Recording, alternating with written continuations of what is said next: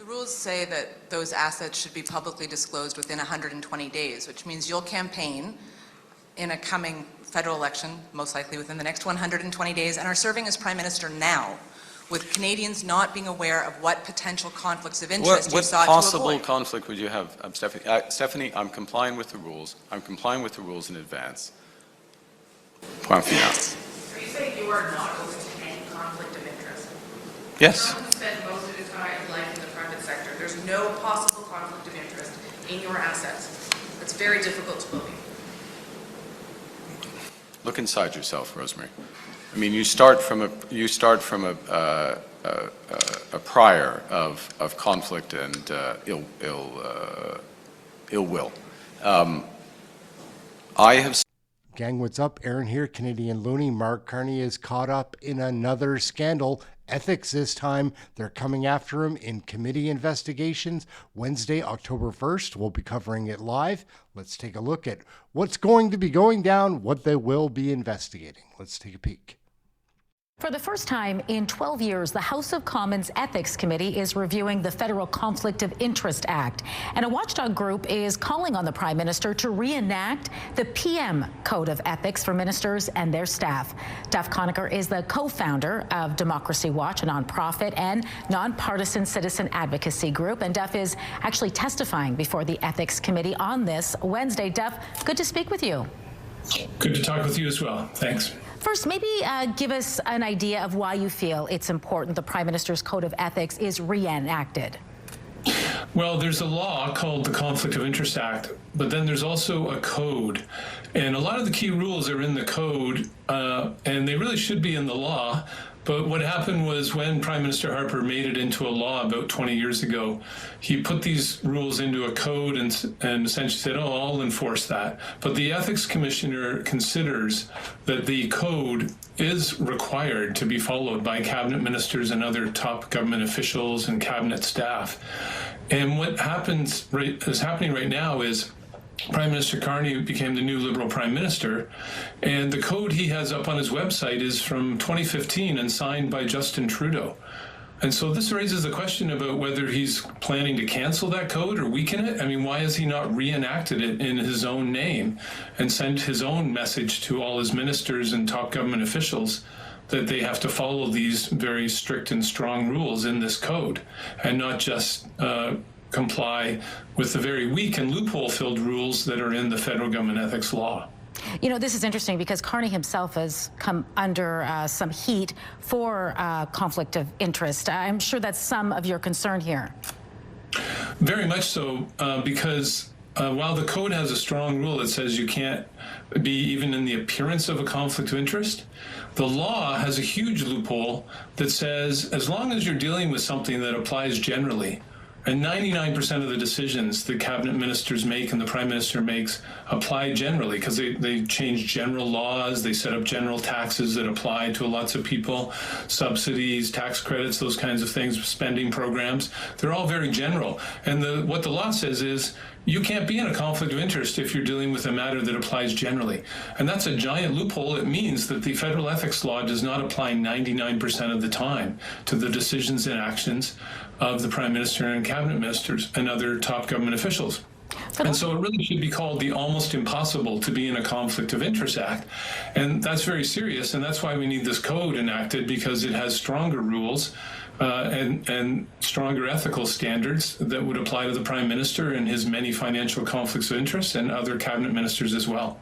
Are you able to point to any specifics that these loopholes have enabled you're concerned about? Well, Prime Minister Carney has already participated in decisions that affect Brookfield, this huge conglomerate company, which he was on the board of and owns stock options in. So he has shares, investments in this huge company that affects 103 other companies, according to a statement that he's set up with the Ethics Commissioner. And then he also has financial investments in 550 other companies. And so pretty much every time Mark Carney makes a decision that affects business or participates in any discussion about a matter that would affect business, he's in a financial conflict of interest. But the Act says he's allowed to do that as long as what he's talking about applies generally. And again, 99% of what they would be talking about would be about changing a general law, a general tax. And so the law essentially exempts him from this financial conflict of interest, even though he has it.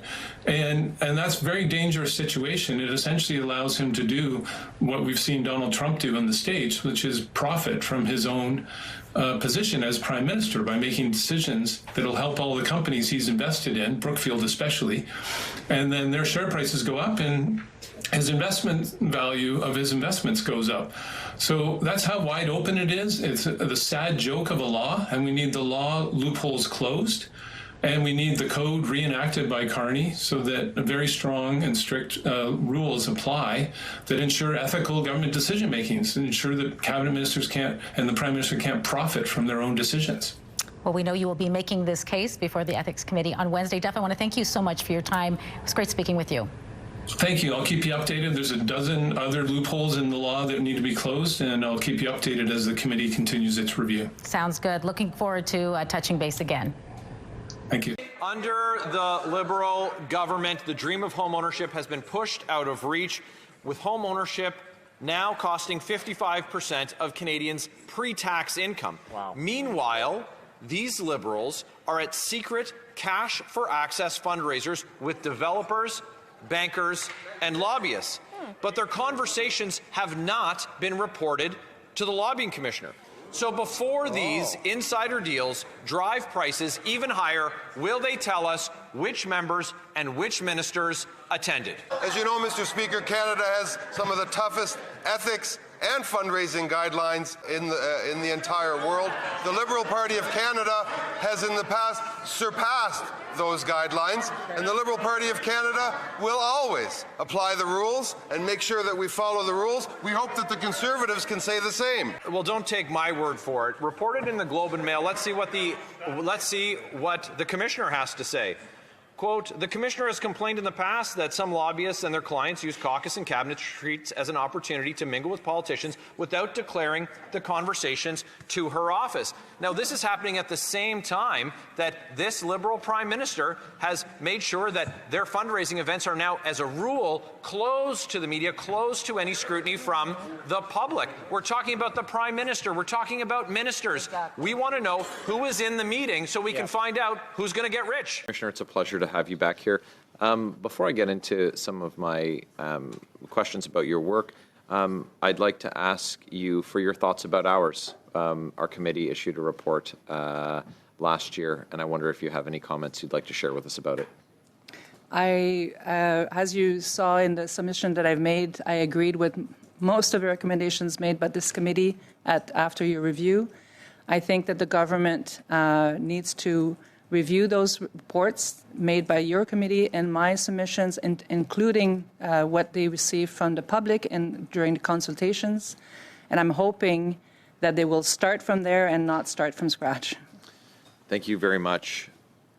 In your 24-25 annual report, you wrote that some institutions neither implemented your legally binding orders nor went to federal court, quote, breaking the law, end quote, forcing you to seek writs of mandamus. Are you standing by your finding that certain federal institutions have broken the law by ignoring your orders? And can you confirm whether the Department of National Defense is the worst offender? I have issued 8 mandamus applications because of 8 orders that were not contested in court. It is the institution's right to not comply with an order as long as they challenge it in court.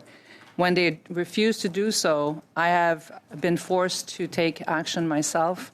Out of those 8 mandamus, I think the National Defense has received about 6 of them. I have to say, though, good news is the National Defense is doing much better. I don't know if it's because of these mandamus application, but this year we've received the lowest amount of complaints against National Defense. It's not even in my top 5 institutions that are not meeting the act this year. So they're breaking the law less? Yes. Oh, wow. Dear Commissioner, to be clear, your orders are legally binding, correct?